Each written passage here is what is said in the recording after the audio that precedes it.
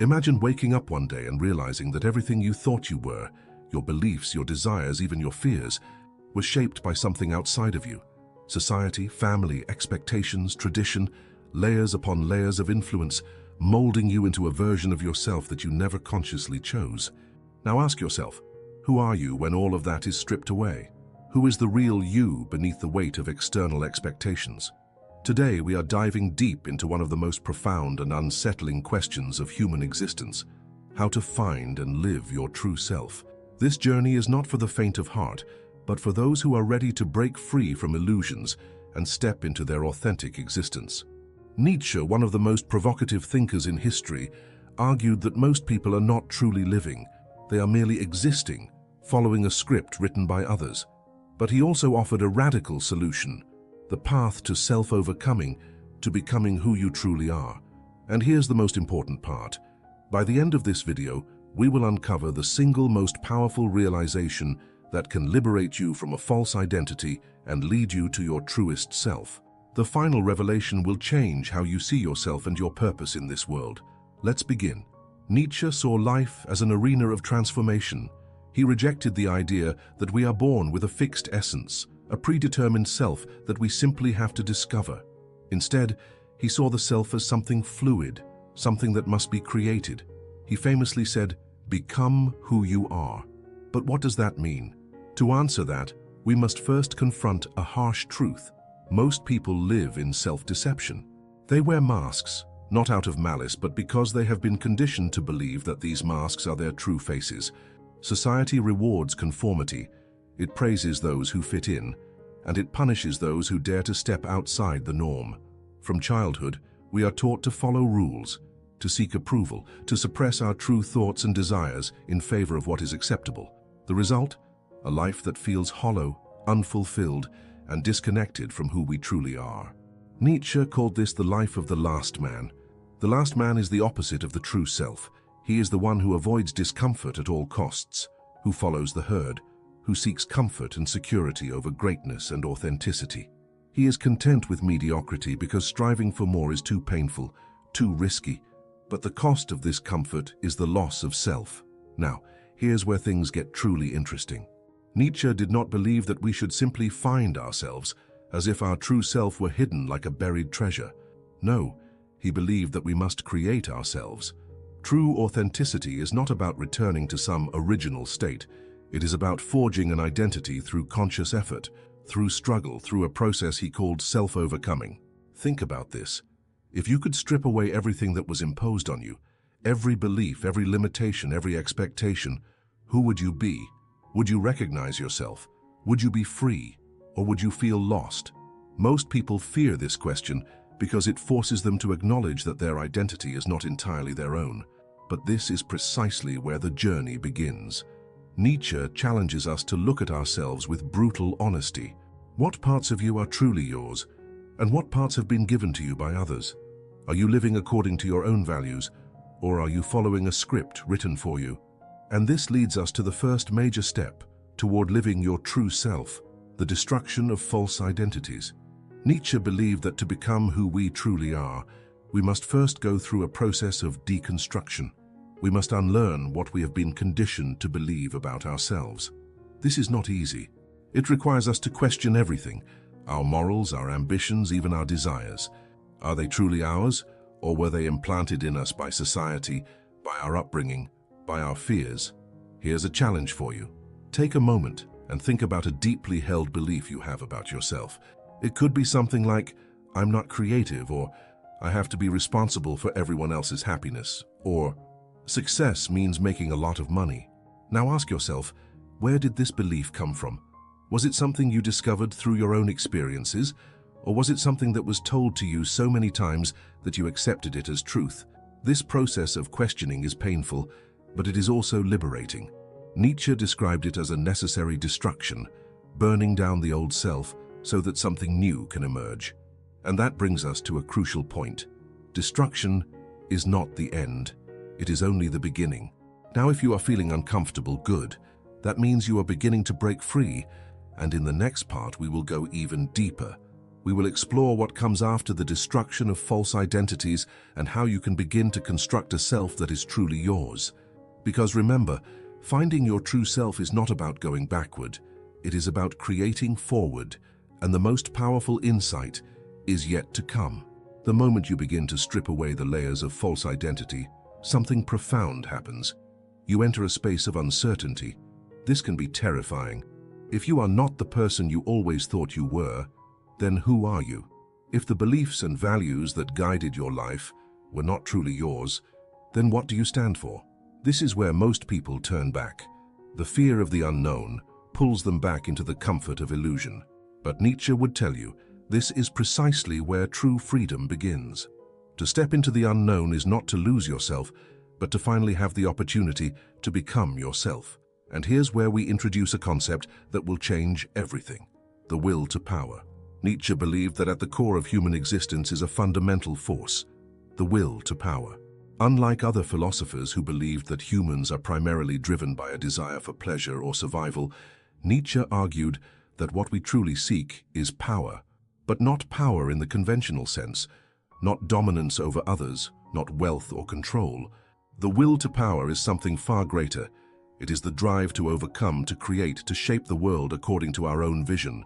It is the force that pushes us to grow beyond our limitations, to break through obstacles, to become something greater than what we were. And this is the key to finding and living your true self. If you want to know who you really are, look at what you are striving toward. Are you driven by a genuine desire to grow, to create, to overcome? Or are you merely seeking comfort, approval, and security? If your life is centered around avoiding pain and discomfort, then you are not living according to your true self. You are living according to fear. Now think about this carefully. What would your life look like if you fully embraced your will to power? If you no longer made decisions based on what others expect of you? If you pursued what truly ignites your spirit, regardless of the risks? This is what Nietzsche meant when he spoke of becoming the Übermensch, or the Overman. The Overman is not just someone who breaks free from societal expectations. It is someone who creates their own values, their own meaning, their own path. The Overman does not seek permission to exist. He does not ask, "Who am I allowed to be?" He declares, "This is who I am." But here's the catch. Becoming your true self requires sacrifice. It demands that you let go of old versions of yourself, even the ones that brought you comfort. It means facing the parts of you that are weak, that are conditioned by fear, that are still clinging to external validation. This is painful, but it is also necessary. Because only by shedding what is false can you create something real. Now ask yourself, what are you afraid to let go of? What part of your identity feels safe, but deep down, you know it is not truly yours? Is it a career path you chose to please others? A belief system that no longer resonates with you? A version of yourself that fits into society's expectations but suffocates your soul? Here's the truth. Your true self will never be found in comfort. It will never be found in the approval of others. It will only be found in the moments when you dare to stand alone, when you embrace the discomfort of becoming something new. And this leads us to a powerful realization. Your true self is not a destination. It is a continuous process. You do not find yourself once and for all. You must create yourself every single day. Now take a moment to reflect on this. If you were to wake up tomorrow and start living as your true self, without fear, without hesitation, what would change? What would you do differently? In the next part, we will take this concept even further. We will explore the mindset shifts and practical steps necessary to break free from external influences and step fully into your authentic existence. Because understanding the path is not enough. You must walk it, and the most powerful truth is still ahead. By now you understand that your true self is not something you find, it is something you create.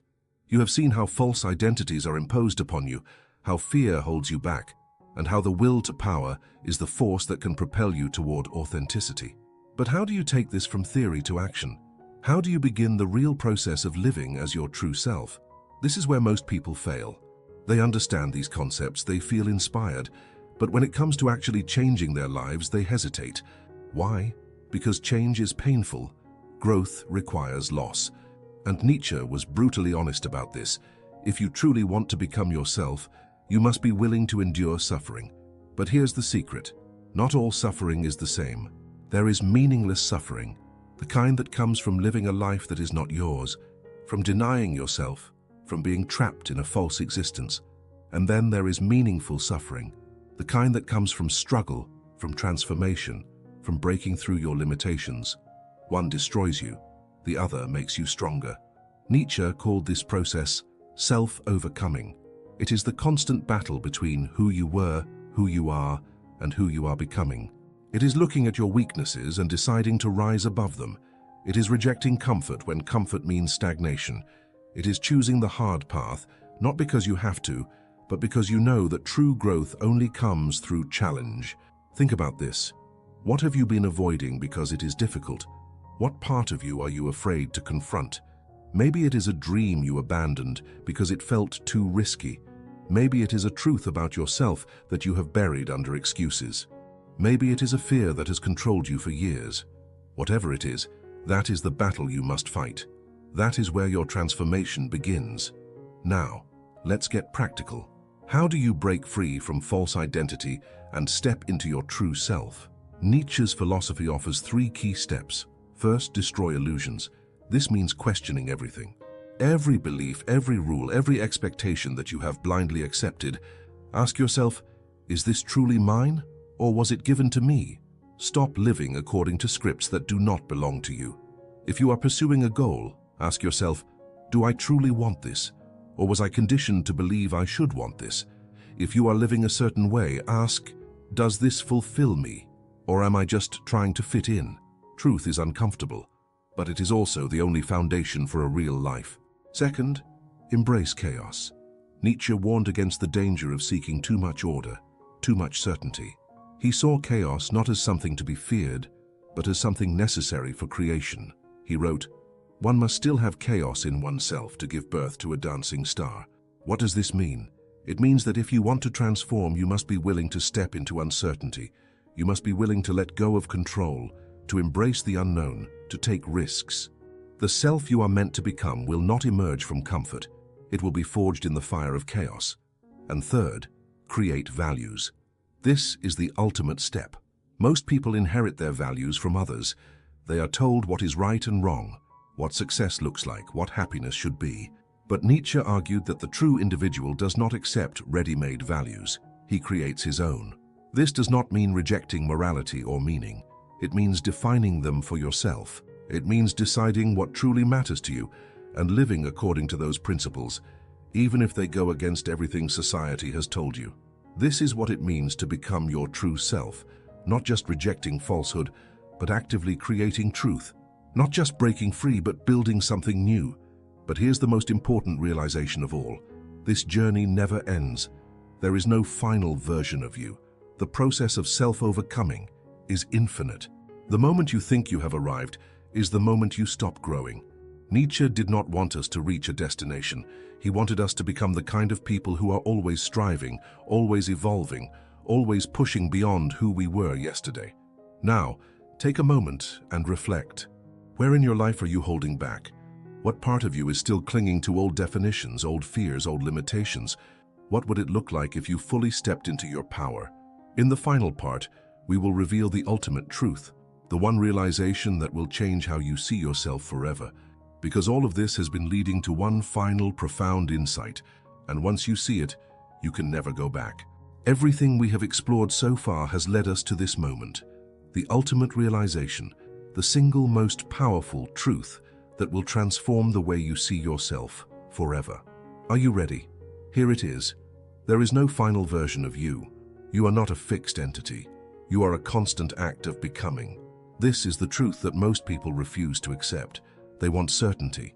They want a clear, final answer to the question, who am I? They want to believe that one day they will reach a point where they are complete, fully formed, perfect. But Nietzsche rejected this illusion.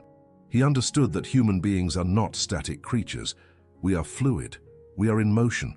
And the moment you stop evolving, you start dying inside. This is why Nietzsche rejected the idea of a single, eternal truth about the self. There is no true self waiting to be found, only a self waiting to be created, over and over again. The greatest mistake you can make is to believe that your identity is fixed, that your past defines you, that your failures limit you, that who you are today is the best you can ever be. Look at nature. Nothing in nature stays the same. A river is never the same river from one moment to the next. It is always flowing, always changing. The same is true for you. Every experience you have, every challenge you overcome, every new perspective you gain, it all shapes you. And that means that at any moment, you have the power to transform. But here's the challenge. Most people are terrified of change. They cling to an identity because it feels safe. Even if they are unhappy, even if they feel trapped, they tell themselves, "At least I know who I am." But this is a lie. The person you were 5 years ago is not the person you are today. And the person you are today does not have to be the person you will be 5 years from now.